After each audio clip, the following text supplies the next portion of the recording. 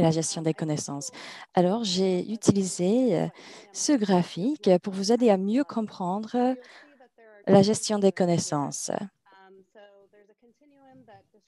Nous avons des outils et des techniques entre la connexion et la collecte des informations. Et à l'horizontale, nous avons les outils qui présentent les informations et les outils pour les personnes à chercher les informations nécessaires. Vous voyez que cela crée 4 cadrans. Vous avez les outils et les techniques avec plus d'interaction entre les personnes, comme les réunions, les webinaires.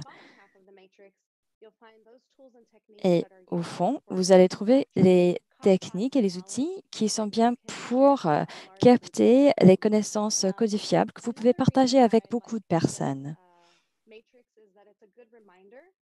Et j'apprécie ce graphique parce que c'est un bon rappel. Les techniques et les outils ne doivent pas toujours être une question de technologie. Il y a des personnes qui parlent de l'AGC qui disent « Ah non, mais il s'agit des sites web ou la création des bases de données », mais en fait, ce n'est pas vrai. Parfois, c'est simplement créer des liens entre des personnes.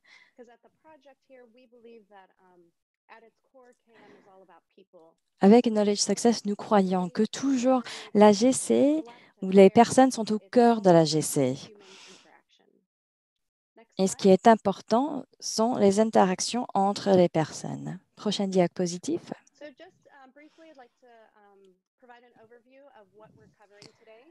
Pour vous présenter un aperçu de notre webinaire aujourd'hui, nous allons commencer avec une introduction à l'économie du comportement et ses relations avec la gestion des connaissances. Après, nous allons parler des idées clés tirées de la recherche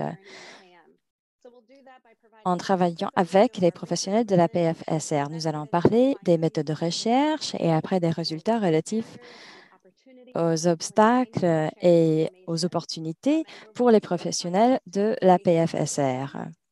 Nous allons parler aussi des implications pour la GC, des recommandations pour tous les projets qui utilisent la GC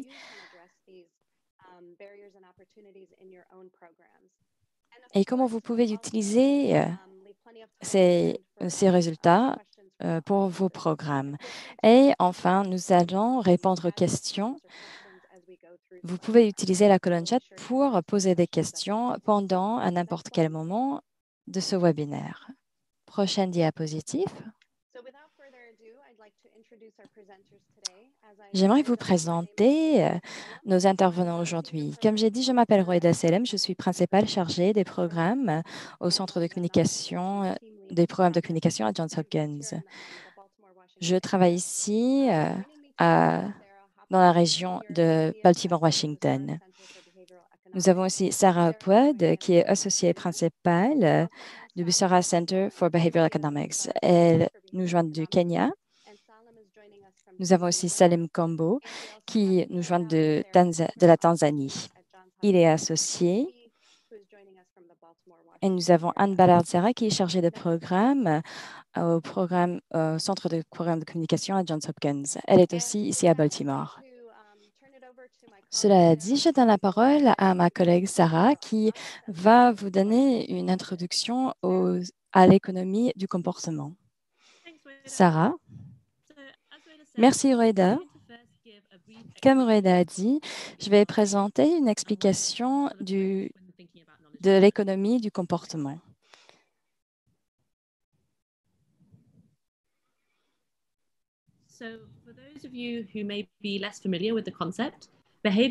Pour ceux qui n'ont pas encore d'idée de quoi s'agit-il, l'économie du comportement utilise les observations psychologiques pour mieux comprendre la prise des décisions.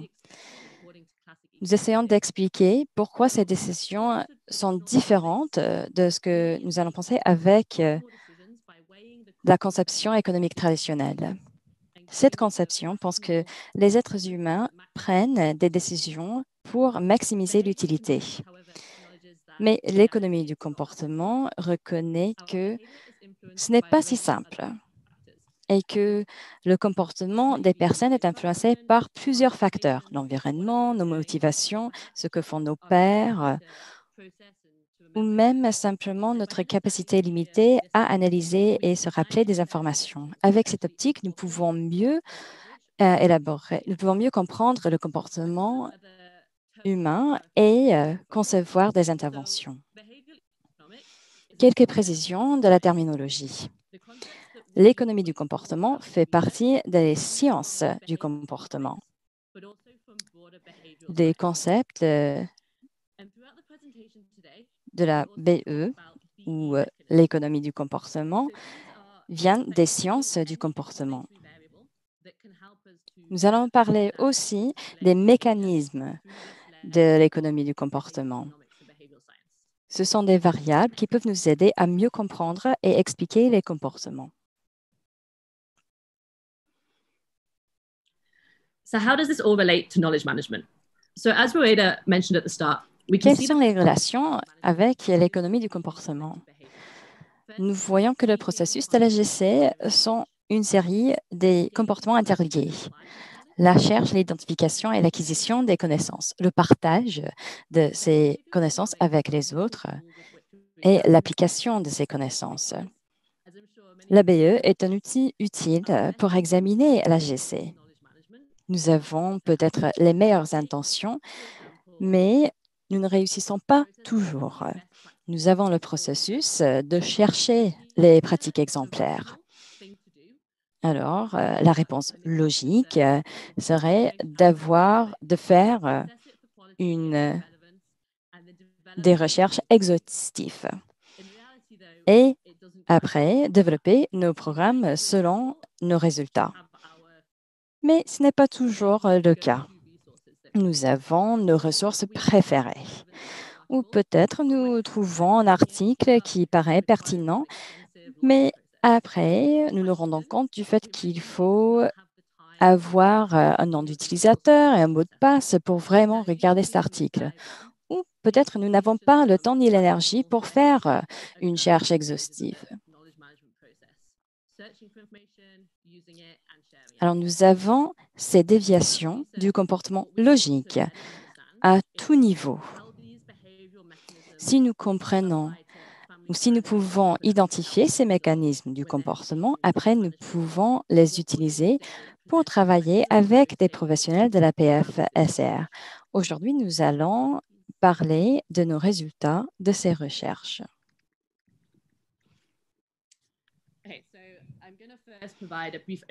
D'abord, je vais vous présenter un aperçu de nos méthodes de recherche, ce que nous avons fait.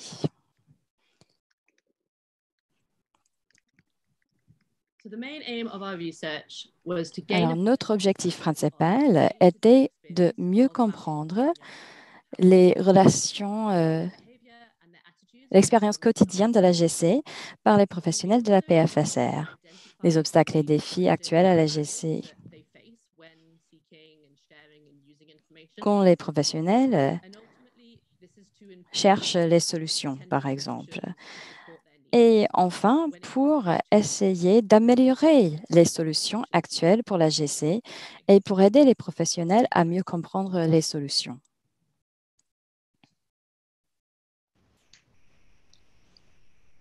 Nous avons donc procédé à une étude de méthode hybride utilisant un sondage quantitatif et des entretiens qualitatifs en profondeur. Pour la recherche quantitative, nous avons fait appel à un sondage en ligne pour recueillir les informations sur les caractéristiques démographiques, le partage d'informations et les pratiques d'utilisation et de partage. Puis nous avons procédé à des entretiens en profondeur avec un échantillon de professionnels en étudiant d'un peu plus près les obstacles auxquels ils se heurtent. Notre recherche s'est concentrée sur les professionnels de la santé reproductive et de la planification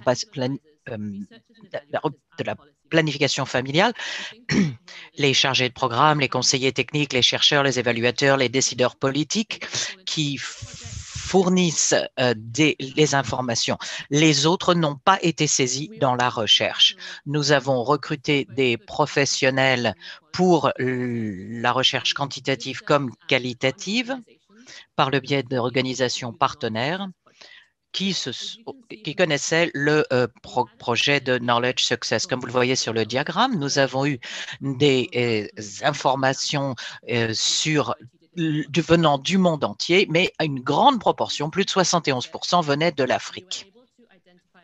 Grâce à ce sondage, nous avons pu identifier un certain nombre d'intervenants et d'obstacles auxquels ils se heurtaient, de même que les opportunités pour encourager la gestion des connaissances. Salim va en parler de manière un peu plus approfondie. Merci, Sarah. Diapositive suivante. Comme cela a été indiqué, je vais parler des conclusions concernant les mécanismes de l'économie du comportement auxquels se heurtent les professionnels de la santé reproductive et de la planification familiale. Le premier obstacle en termes d'économie du comportement auquel sont confrontés ces professionnels, c'est qu'en essayant de trouver trop d'informations, de trouver des informations, on se retrouve avec un excès de choix.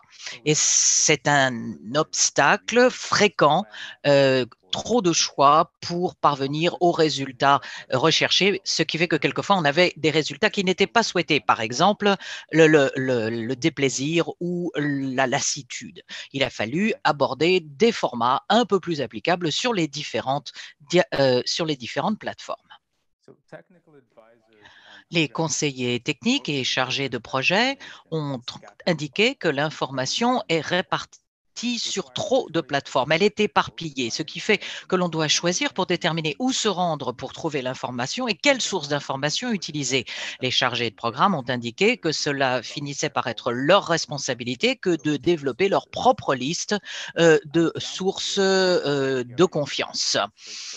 Un exemple en est lorsque les professionnels de la santé reproductive et de la planification familiale cherchent de nouvelles informations sur l'Internet. Le nombre impressionnant des sources d'informations qui existent donne cette sensation de surcharge. Nous sommes dépassés simplement parce qu'il n'y a pas de manière simple de filtrer tous ces résultats pour l'information spécifique que l'on recherche.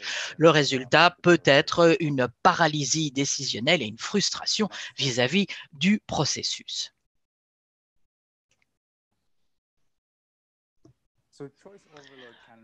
Donc, cet excès de choix peut provoquer frustration, inaction, qui peut faire que les responsables de la planification familiale et de la santé reproductive s'en remettent avant tout aux sources qu'ils connaissent le mieux, ce qui risque, encore une fois, de faire négliger un certain nombre d'informations clés provenant d'autres sources, régions, pays ou contextes, ce qui peut se traduire par un effet de caisse de résonance, c'est-à-dire que les gens se trouvent dans un environnement dans lequel ils ne rencontrent que des convictions ou des opinions qui coïncident avec celles qu'ils avaient déjà, de sorte que cela ne fait que renforcer leurs perspectives existantes et les autres idées sont rarement prises en considération.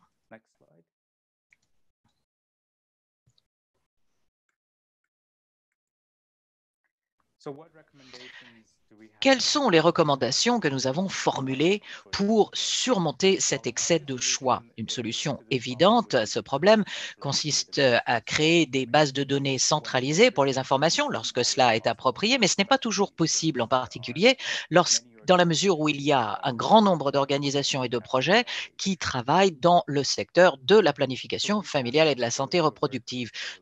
Nous pouvons réduire et éviter l'excès de choix sur notre propre plateforme en sélectionnant attentivement et de manière judicieuse le contenu. Lorsque l'on a toutes les informations à un endroit, cela fait que la quantité d'informations semble moins redoutable et cela aide les utilisateurs à identifier ce dont ils ont besoin et ce de manière plus efficace.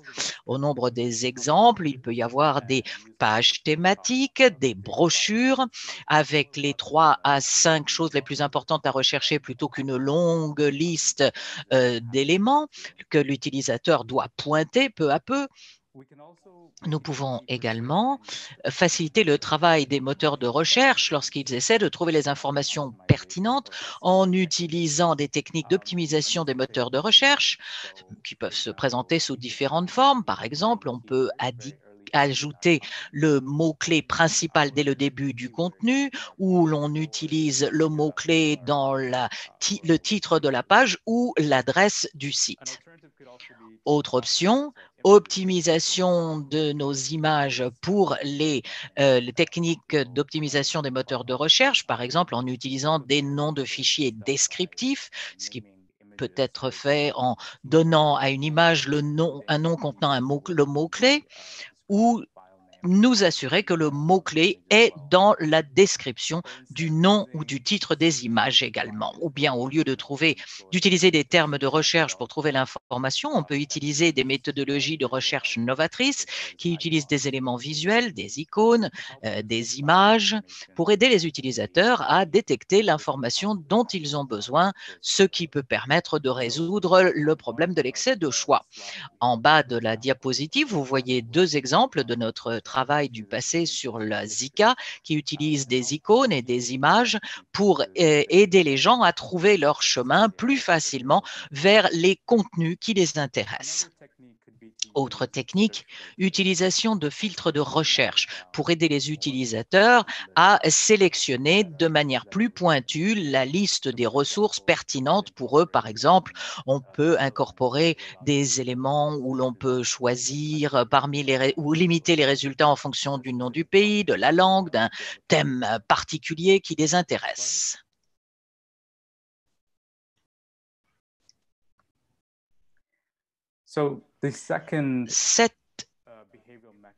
Ce deuxième mécanisme de l'économie du comportement que l'on a identifié est la surcharge cognitive. C'est la situation où vous avez trop d'informations qui vous est fournie de manière simultanée, ce qui fait que pour une personne, ses capacités de traitement cognitif se trouvent bloquées. C'est un peu la même chose que l'excès de choix, sauf que c'est ce qui se passe lorsque l'on essaie d'intérioriser trop d'informations en même temps. Un exemple en est lorsque l'information est présentée sous un format qui exige beaucoup d'efforts cognitifs pour essayer de comprendre et d'absorber, ce qui est exacerbé plus avant par les situations où les gens se trouvent confrontés à des contraintes de temps. Le résultat en est la frustration, on n'arrive pas à trouver les informations dont on a besoin et que l'on recherche, et l'on finit par essayer de trouver les informations d'autres manières pour parvenir au même résultat.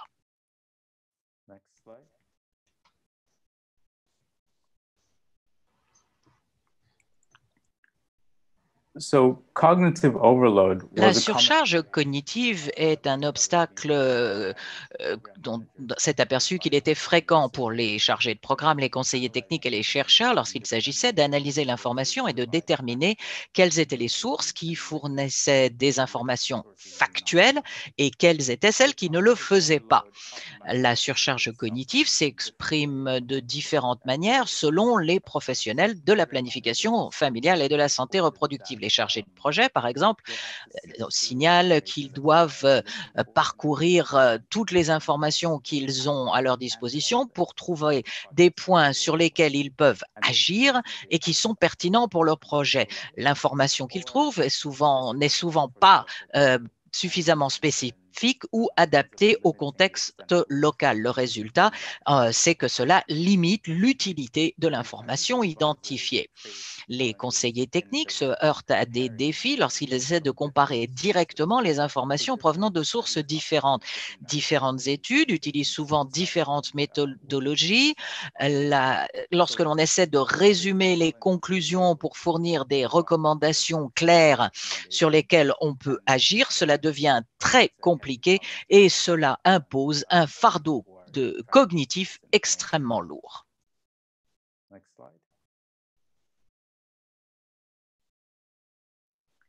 Qu'est-ce que cela veut dire pour la gestion de la connaissance? La surcharge cognitive peut se traduire par le fait que les professionnels de la santé reproductive et de la planification familiale ne comprennent pas complètement ou n'utilisent pas correctement les connaissances qui existent. Cela peut se traduire par une duplication des efforts ou des opportunités manquées.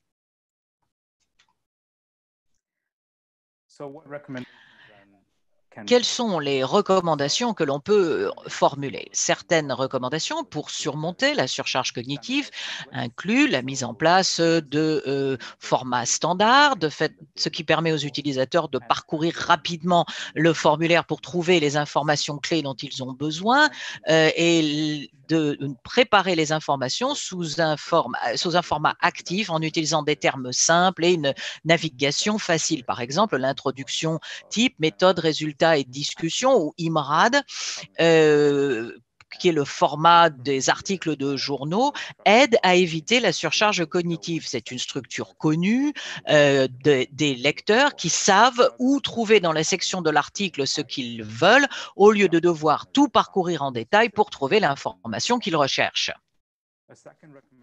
Deuxième recommandation a pour objet d'améliorer la lecture, de faciliter la lecture du document.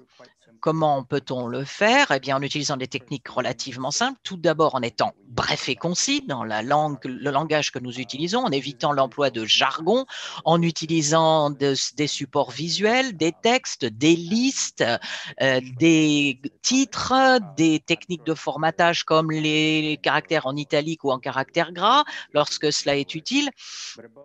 Et surtout, il faut adapter le contenu au lecteur ou au public ciblé pour que ces informations leur soient utiles. Donc, il ne faut jamais négliger leur point d'intérêt. La recommandation suivante consiste à mettre en œuvre les stratégies de pression qui soient adaptées pour transmettre l'information. Par exemple, c'est comme ce que l'on appelle les plateformes fondées sur les termes, comme Google Scholar, PubMed, des programmes qui peuvent fournir des mises à jour régulières aux utilisateurs en fonction des termes de recherche qu'ils utilisent fréquemment pour trouver des informations ou des articles sur lesquels ils cliquent pour voir ce qu'ils disent et les télécharger.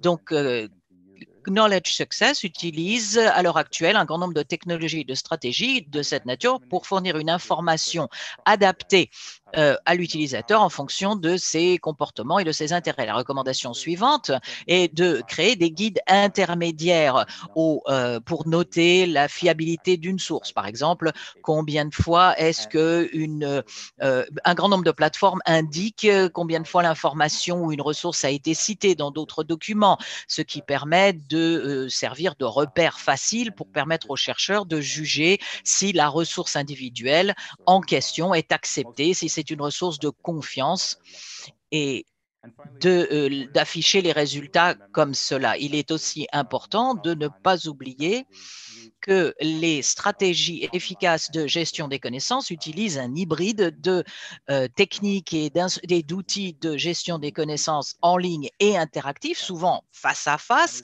pour répondre aux besoins. En termes d'information, il est important de fournir aux gens l'occasion de se parler, de communiquer les uns avec les autres, en particulier de les relier, de les connecter les uns aux autres avec le savoir qui est souvent dans leur tête, mais qui est difficile à capturer sur le papier. Visiblement, pendant la pandémie de COVID-19, les interactions en face à face ne sont pas possibles dans la plupart des endroits, mais nous pouvons utiliser d'autres solutions créatives telles que des webinaires interactifs, des réunions en ligne et différentes plateformes de clavardage comme WhatsApp et Slack. Diapositive suivante.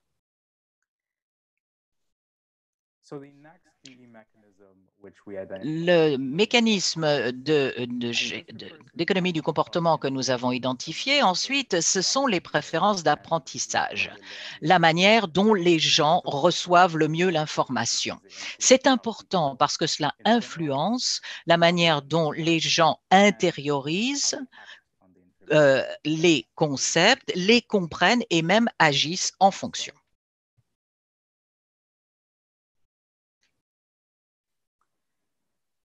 Il y a plusieurs styles d'apprentissage. Pour nos recherches, nous avons nous focalisé sur le modèle qui dit qu'il y a 7 styles d'apprentissage. Nous avons le style visuel avec une préférence pour les images, les dessins, les diagrammes pour représenter ce qu'on pourrait mettre en mots. Il y a aussi le style auditif, une préférence pour l'information entendue ou parlée. Par exemple, les conférences ou les discussions. Troisième style, le style verbal. Une préférence pour les informations affichées sous forme de mots et de textes. Le quatrième est le style physique. C'est un apprentissage de l'information par le corps et le sens du toucher. Quelques exemples, les expériences directes ou les activités pratiques. Nous avons aussi le style logique. C'est une préférence pour la logique, le raisonnement et les systèmes. Et les deux derniers, le style social, qui est une préférence pour un apprentissage de groupe ou avec d'autres personnes. Et le dernier, un style solitaire.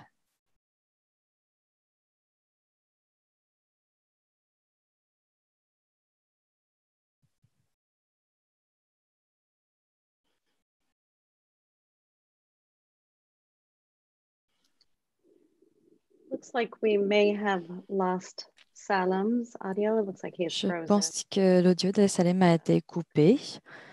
Nous allons attendre quelques secondes pour qu'il puisse se reconnecter. Perhaps we can move on to the next slide. Peut-être nous pouvons passer aux prochaines diapositives. Salam, are you able to join us again? Salem, vous êtes là? Maybe I can jump in here. So this chart here just shows. Je vais essayer de vous expliquer. Ce graphique nous montre qu'avec les recherches que nous avons menées, nous avons demandé aux professionnels quels sont leurs styles d'apprentissage préférés. Nous avons posé plusieurs questions et après, nous avons demandé qu'ils indiquent leurs préférences pour un style d'apprentissage. Nous avons vu qu'il y avait des préférences pour tout style d'apprentissage.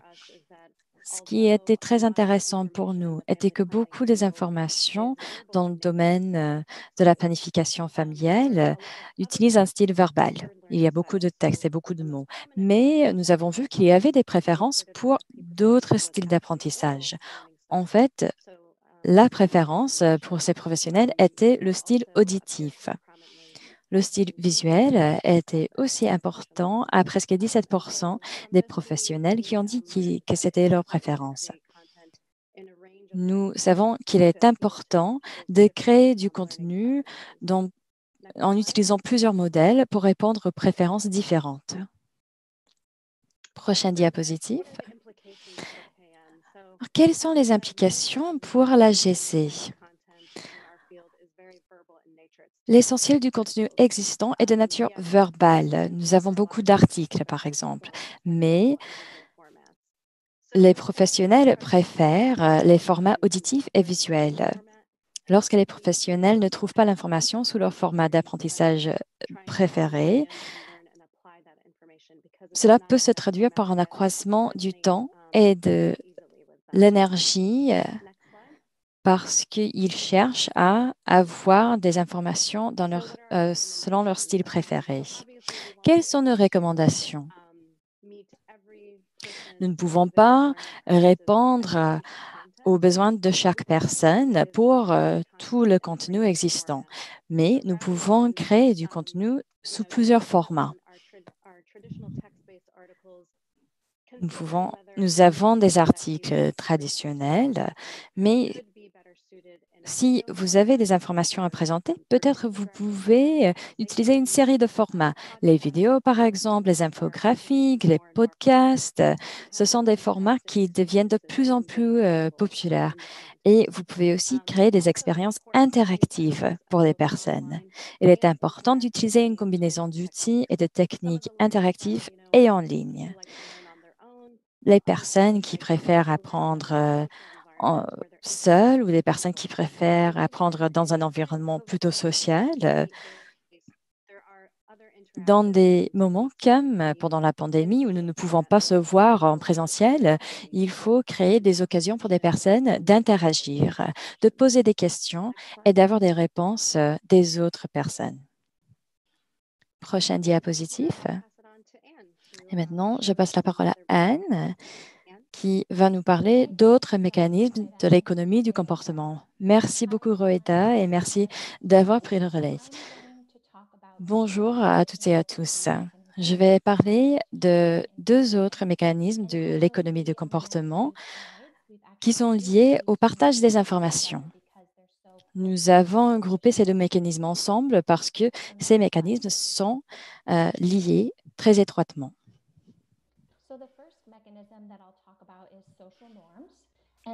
Alors, le premier mécanisme, les normes sociales.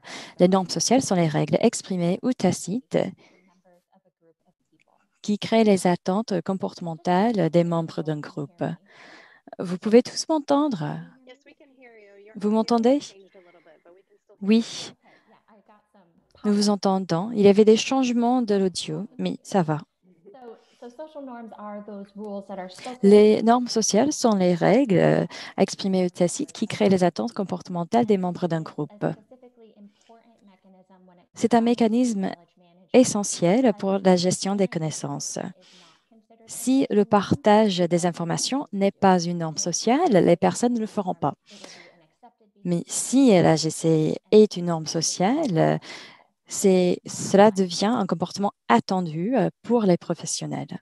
Prochaine diapositive.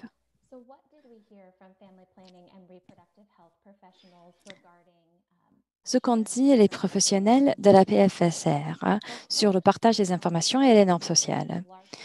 Nous avons trouvé que les modalités de partage sont en grande partie dictées par les normes organisationnelles. Nous avons demandé quelle est la raison la plus commune de sélection d'une modalité de partage. Par mail, dans une réunion, il paraît que pour la plupart, c'est parce que les autres membres de l'organisation partagent les informations sous ce format. Pour la plupart, le partage des informations est motivé par les normes organisationnelles. Nous avons vu qu'il y a les informations qui peuvent être partagées, ça peut être positif ou négatif.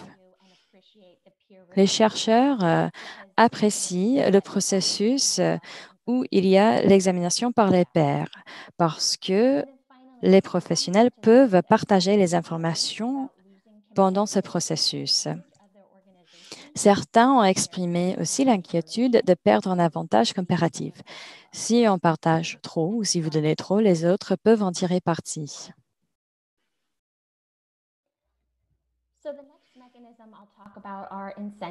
Alors, le prochain mécanisme, les motivations.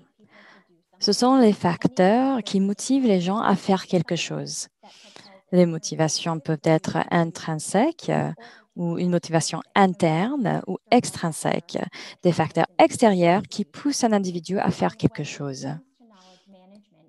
Pour l'AGC, les motivations sont très pertinentes quand on parle du partage des informations. Prochain diapositive.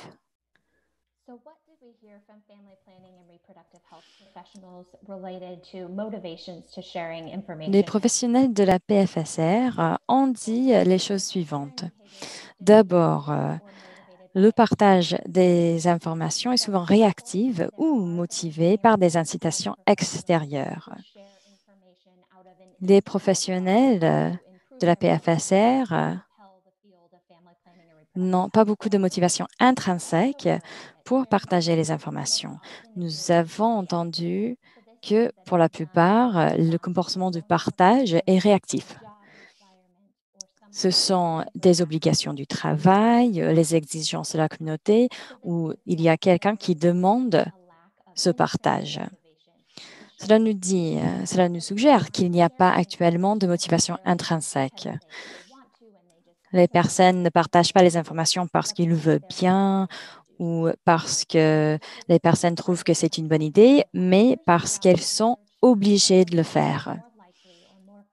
Nous avons vu que les professionnels sont plus aptes à partager les informations si quelqu'un le demande. Prochain diapositive. Quelles sont les implications pour la GC? Des bonnes nouvelles. Un certain degré de partage de l'information existe déjà. Ce sont de très bonnes nouvelles. Nous encourageons ce partage des informations. Pour la plupart, c'est grâce aux obligations externes, les obligations des bailleurs de fonds, par exemple. Mais mauvaise nouvelle, l'information partagée est normalement très formelle. C'est dans un article ou dans un journal. Comme Salim a dit, souvent il faut faire attention au style d'apprentissage. Mais avec ces formats formels, cela ne répond pas aux différents styles d'apprentissage des professionnels. Malheureusement, ces comportements de partage sont limités. Comme on est motivé par des facteurs externes, ce n'est pas quelque chose de durable. Quand un projet qui dure, par exemple, 5 ans, trouve sa fin, après, le partage ne continue plus.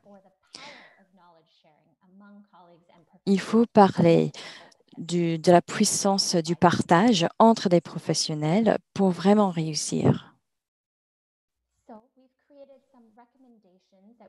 Nous avons créé quelques recommandations à partager avec vous aujourd'hui. D'abord, il faut examiner les incitations et les modalités d'engagement pour reformuler les avantages du partage d'informations. Un exemple des incitations, la création d'un badge professionnel. Les personnes peuvent mettre ce badge sur leur site web ou sur LinkedIn, par exemple, pour démontrer aux autres personnes que la personne s'est engagée pour partager les informations. Nous avons aussi des modalités d'engagement. Par exemple, les nouveaux membres d'un réseau ou d'une communauté de pratiques doivent partager un certain nombre de pratiques pendant une certaine durée de temps. Deuxième recommandation, veiller à l'adoption par les professionnels et les champions des nouvelles plateformes de la GC. Il faut encore le comportement de partage individuel imite les normes organisationnelles. Alors, quand nous créons des nouvelles plateformes ou un réseau pour une organisation, il faut assurer l'adoption par les professionnels de la GC à cette organisation. Il faut que ce soit considéré comme une norme sociale. Il faut tirer parti des normes sociales positives existantes en rencontrant les gens sur leur terrain. Beaucoup de personnes partagent déjà beaucoup d'informations sur Facebook, par exemple. Mais il faut assurer que les informations qui doivent être partagées doivent être partagées sur Facebook, par exemple. Vous pouvez continuer à utiliser les plateformes qui sont déjà en utilisation par des personnes. Dernière recommandation, renforcer les normes sociales. Vous pouvez le faire. Vous pouvez utiliser plusieurs moyens pour le faire. Vous pouvez, par exemple, dire, voilà combien de personnes utilisent déjà ce partage ou cette plateforme pour partager ces informations. Un exemple, quand vous allez sur un site web d'une compagnie aérienne, vous voyez, il y a des centaines de personnes qui regardent les mêmes billets d'avion. Et après, vous comprenez qu'il y a d'autres personnes qui font la même chose que vous. C'est un moyen de renforcer ces comportements de partage. Encore un exemple, si vous lisez un article ou une publication sur un blog, vous pouvez voir combien de personnes sont en train de lire cet article. Et si ces personnes ont partagé cet article avec d'autres personnes et sur quelle plateforme, et après, vous serez encouragé de faire la même chose. Voilà nos résultats, les implications et nos recommandations par rapport aux normes sociales et motivations. Et maintenant, je donne la parole à Rueda. Merci Anne, merci Sarah, Salim d'avoir partagé avec nous ces enseignements clés.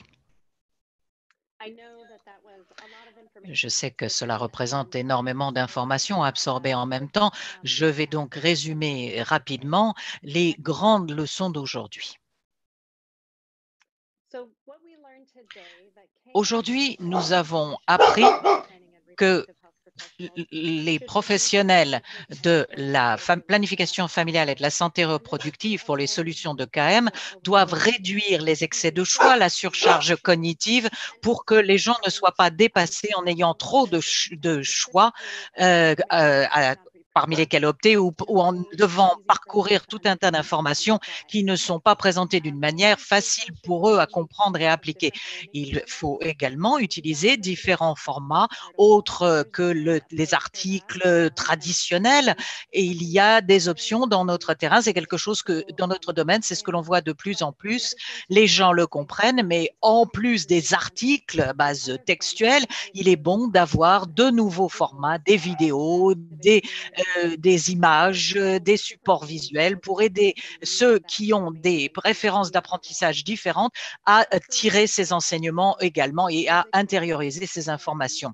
Les solutions à la gestion de la connaissance doivent aussi promouvoir la motivation intrinsèque du partage, ce qui peut être aussi simple que de fournir une certaine reconnaissance, une sorte de récompense aux collègues qui font part d'informations utiles avec leurs collègues au sein de leur organisation et entre organisations. Et enfin, les solutions de gestion des connaissances bénéficieraient également de l'obtention de l'adoption des spécialistes de la gestion de la connaissance, car au niveau de l'organisation des réseaux, en raison du rôle important des normes sociales pour le partage des informations et les autres comportements de gestion des connaissances. Et nous allons maintenant ouvrir la séance de questions-réponses de nos participants. Veuillez taper vos questions dans la fenêtre de conversation, la chat box. Nous vous répondrons le plus rapidement possible. Nous avons déjà eu des questions qui nous sont parvenues pendant l'ensemble de notre webinaire. La première question nous vient de Indra. Indra dit, pour ce qui concerne l'excès de choix et le manque de centralisation des données, a-t-on fait des efforts concertés pour créer des codes de classification universels adoptés par tous les praticiens, y compris les bailleurs de fonds, et une bibliothèque virtuelle qui est surveillée ou qui permet une gestion et un accès facile? Merci Indra d'avoir posé cette question. Je crois que l'on peut donner différents exemples, comme Anban, où il y a une base de données centralisée qui fournit l'accès à de la documentation réévaluée par les pairs. Il y a une série de recherches qui peut être faite par mots-clés. Le classement est fait en fonction de mots-clés normalisés. Malheureusement, nous ne sommes pas informés d'un effort centralisé de la part des bailleurs de fonds pour fournir un accès à des bases de données centralisées avec des classifications, des classements et une organisation formalisée comme dans le cas de la documentation revue par les pairs. Nous examinons des systèmes qui utilisent l'apprentissage par les machines, qui permettent d'accéder aux informations de manière très opportune et très rapide. Donc, attendez, les choses se développent de ce côté-là. Au fur et à mesure que le projet va avancer. J'aimerais également dire que, comme nous l'avons mentionné au début, et Sarah en a fait part, l'économie du comportement consiste à comprendre qu'il y a une lacune, une carence entre les besoins et l'obtention des informations. Donc, il est nécessaire que les praticiens utilisent les bases de données parce que la base de données apprend de ses utilisateurs aussi. C'est là que l'on s'est aperçu que certains de ces concepts de l'économie du comportement nous permettent d'améliorer les modalités pour réduire cette lacune, pour que les gens reçoivent plus rapidement les informations qu'ils recherchent. La question suivante nous vient de Caitlin. Caitlin demandait quelle est la rétro-information sur Knowledge Success, et c'est une excellente stratégie de pression et j'aimerais savoir comment elle a été reçue et accueillie. Je vais demander à Anne de répondre.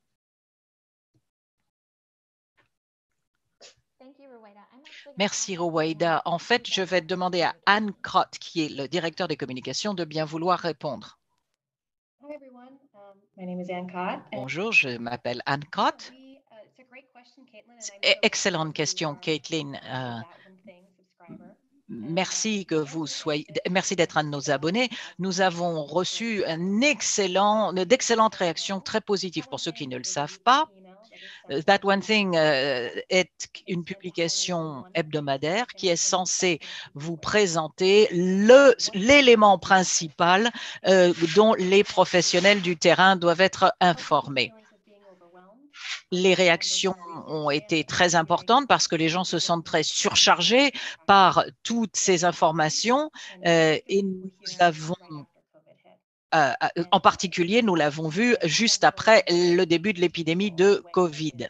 Donc, nous voulons transmettre les informations d'une manière qui soit un peu moins difficile à absorber et un peu plus pratique. Donc, l'idée est d'aider au niveau de la sélection. Vous pouvez vous enregistrer, vous inscrire en ligne sur le site de Knowledge Success. Nous regardons non seulement les réactions des gens, mais les normes, les taux, le nombre de personnes qui cliquent sur un point particulier. Nous avons environ 23 et 2,9% respectivement, et les taux d'ouverture varient également. Donc, en fait, les résultats sont très encourageants. Je vous indiquerai dans la fenêtre de conversation davantage d'informations sur ce point si cela en intéresse certains d'entre vous. Merci, Anne. La question suivante, il y en a quelques-unes concernant les styles d'apprentissage qui sont liés, donc je vais les transmettre à Sarah. Indra demande si l'emplacement de la recherche a un impact sur les préférences d'apprentissage. Et dans ce contexte, on nous demande si les gens sont vraiment conscients de leurs préférences en termes de style d'apprentissage. Sarah, excellente question. Pour ce qui est des relations entre l'emplacement et les gens, nous n'avons pas vraiment trouvé de corrélation entre la région concernée et la préférence d'apprentissage. Il y a généralement toute une gamme de préférences d'apprentissage entre les gens où qu'ils se trouvent. Il est important de noter qu'il y a sans doute une corrélation entre le langage et les styles d'apprentissage. Il y a beaucoup de gens qui travaillent avec l'anglais comme deuxième langue. La majorité des ressources sont en anglais. Donc, vous avez des gens qui ont peut-être un style d'apprentissage plus verbal. Si c'était dans leur langue maternelle, le résultat, c'est que beaucoup plus de gens bénéficieraient de supports visuels et autres si l'on travaille avec une deuxième langue, afin que l'attrait soit plus universel, la compréhension soit plus universelle lorsque l'on travaille avec une communauté de langage. Sur la deuxième question, les gens sont-ils conscients de leurs préférences d'apprentissage? Écoutez, je crois que je peux aborder cette question de deux manières.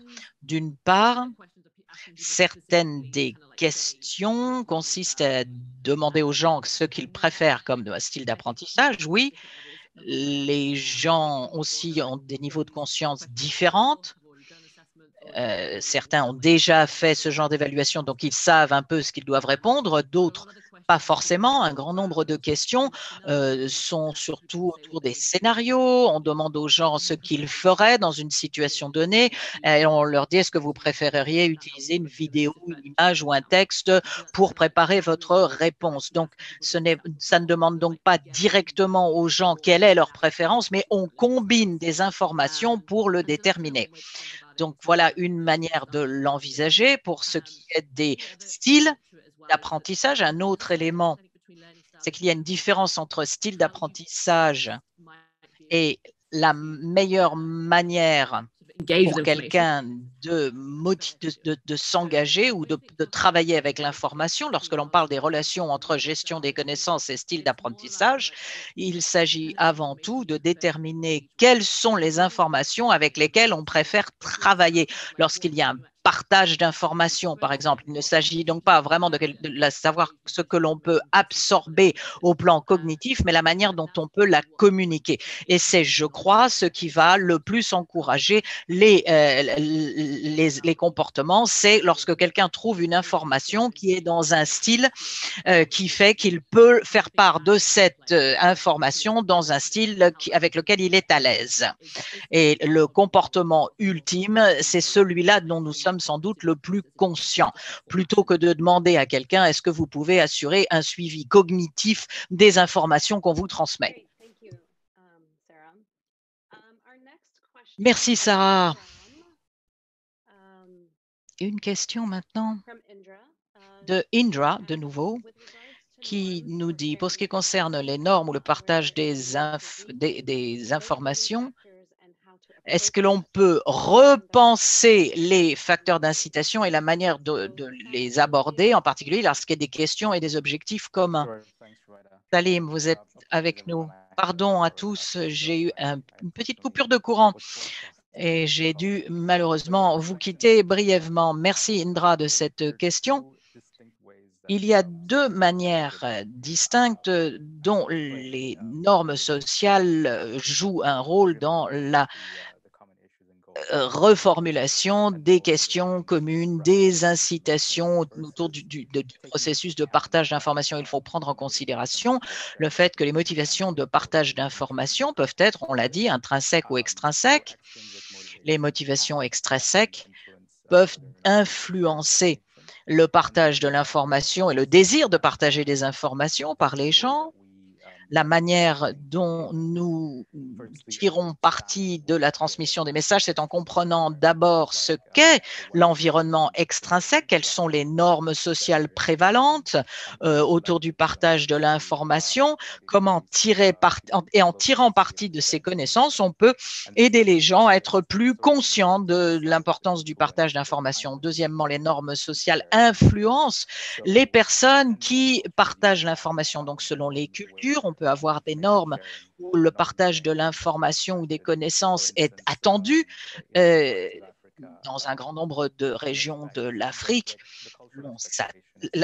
l'attente culturelle est que ce sont les anciens, les sages qui partagent l'information parce qu'ils savent de quelque chose de plus puisqu'ils travaillent dessus depuis plus longtemps. On encourage moins les jeunes à partager l'information avec leurs aînés. C'est une approche qui est prévalente dans un grand nombre de culture. Le partage des connaissances vient des personnes plus âgées, plus aînées, vers les plus jeunes. Merci Célim. Nous avons le temps d'une dernière question. On nous dit quelquefois, on ne veut pas que les gens partagent simplement l'information, mais qu'ils la mettent en pratique. Et l'un des obstacles à la mise en pratique des connaissances existe puisqu'ils ne mettent déjà pas en pratique les connaissances qu'ils ont au départ. Comment surmonter ce problème? Anne? Oui, un concept très intéressant. Je dirais que les obstacles à l'utilisation de l'information incluent la surcharge cognitive, c'est certain, même pour les connaissances dont on dispose déjà. Et la surcharge cognitive, vous vous le souvenez, c'est quand trop d'informations est présentée d'une manière qui est peut-être difficile à comprendre ou pas facile à absorber. Et la manière dont la gérer, c'est en créant des produits de savoir sous différents formats pour répondre aux préférences d'apprentissage des gens et permettre une absorption, une intériorisation plus facile de l'information. Et un obstacle à la mise en pratique des connaissances que l'on détient déjà, je crois qu'un de ces obstacles, c'est que l'information n'est pas forcément placée dans un contexte local ou ne contient pas suffisamment de détails pour que la personne puisse l'adapter à ses besoins. Autre obstacle que je mentionnerai, et ce sont les priorités diverses qui toutes demandent notre temps et cela a un impact sur le partage de l'information. Donc, les gens ne partagent pas toujours l'information qu'ils ont déjà parce que l'on ne sait pas comment on pourrait utiliser cette information. C'est excellent. Merci, Anne. Nous voyons qu'il y a beaucoup de questions excellentes dans la colonne chat, mais malheureusement, nous arrivons à la fin de ce webinaire. Nous allons respecter votre temps. Alors, nous allons fournir des réponses écrites à toutes les questions auxquelles nous n'avons pas pu répondre. Pour terminer, prochain diapositive. Si vous aimeriez apprendre plus, et si vous vous intéressez à ces questions, nous vous invitons à regarder notre rapport qui présente un résumé de nos recherches et de nos résultats. Nous allons publier sur notre site Web un rapport et quelques outils que nous avons développés. Nous avons des cartes de progression pour les professionnels de la planification familiale et la santé reproductive. On parle des étapes clés pour les professionnels en cherchant, en partageant et en utilisant les informations pour le travail. Nous parlons aussi des obstacles et des opportunités de comportement. Et ces outils peuvent être utilisés non seulement par les professionnels de la planification familiale, mais des responsables des programmes et des conseillers techniques. Nous avons aussi créé un formulaire d'action pour les mécanismes de l'économie du comportement dans le contexte de la GC.